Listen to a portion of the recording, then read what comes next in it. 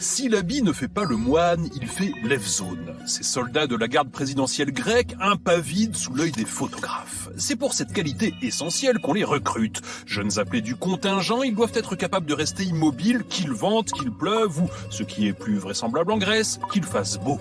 Quand on sait qu'en plus le gilet qu'ils portent est en laine, franchement c'est presque criminel de les laisser là, à cuire sous l'accablante chaleur du pays.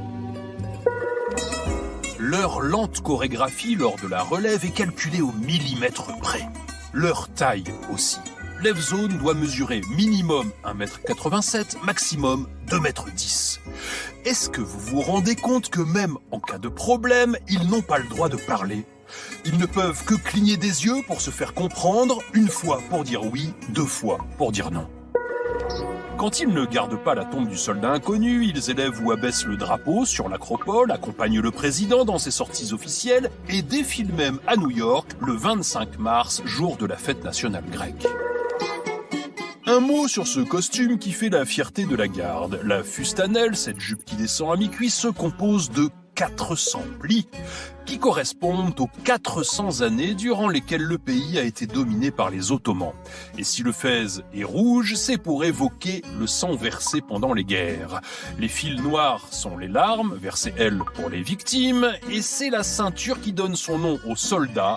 Evzone signifie en grec « bien ceinturé ».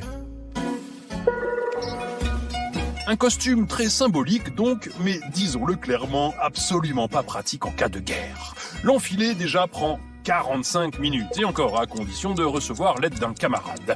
Celles et ceux qui ont déjà essayé de courir avec des sabots aux pieds le savent, ce n'est pas comme ça qu'on remporte le 100 mètres. Mais ça, les inventeurs du marathon en ont bien conscience. D'ailleurs, sous l'Antiquité, on courait dans le plus simple appareil, ce qui nous amène tout droit à cette question: qu'y a-t-il sous la jupe de ces hommes? Nous avons bien sûr la réponse, mais préférons laisser libre cours à votre imagination.